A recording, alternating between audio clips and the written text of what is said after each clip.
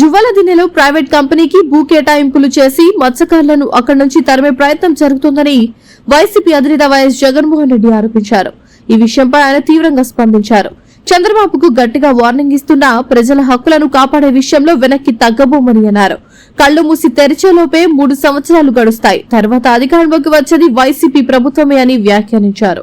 Private కంపెనీకి ఇచ్చిన భూ కేటాయింపులను తిరిగి సమీక్షించి అవసరమైతే ఆ సంస్థను అక్కడి నుంచి తరలిస్తామని ఆయన స్పష్టం చేశారు. ఫిషింగ్ హార్బర్లను మత్స్యకారులవే, చంద్రబాబు కాదు కదా, వాళ్ల తాత అయినా మత్స్యకారుల నుంచి వాటిని ఎవడూ తీసుకోలేడు. మత్స్యకారుల జీవనాధారాన్ని దెబ్బతీసే చర్యలను సహించబోమని కూడా హెచ్చరించారు.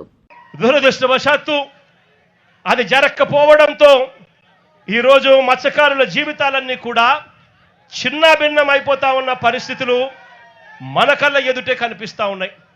ఇంకా అన్నిటికన్నా దారుణం ఏమిటో తెలుసా? ఈ జువ్వలదిన్నె ప్రాజెక్టులో ఇక్కడ డిఫెన్స్ సాగర్ డిఫెన్స్ అంటే ఒక ప్రైవేట్ డిఫెన్స్ కంపెనీకి చంద్రబాబు నాయుడు గారు ఇక్కడ భూములు కేటాయిస్తారు.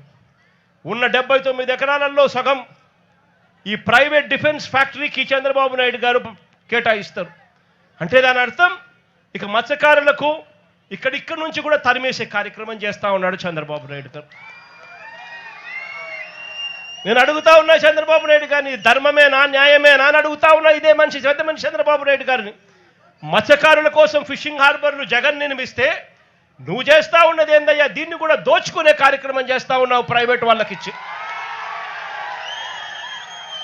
ప్రైవేట్ వాళ్ళకి నువ్వు ఇవ్వాలి అనుకుంటే పక్కన కృష్ణపట్నం పోర్ట్ ఉంది.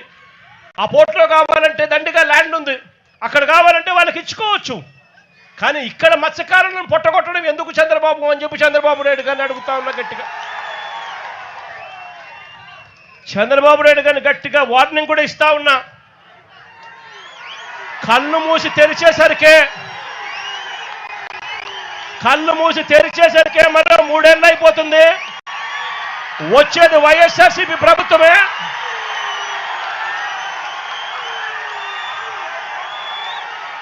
ఈ ప్రైవేట్ డిఫెన్స్ కంపెనీని ఇక్కడి నుంచి షిఫ్ట్ చేస్తారని చెప్పి కూడా చెప్తా ఉన్నాం.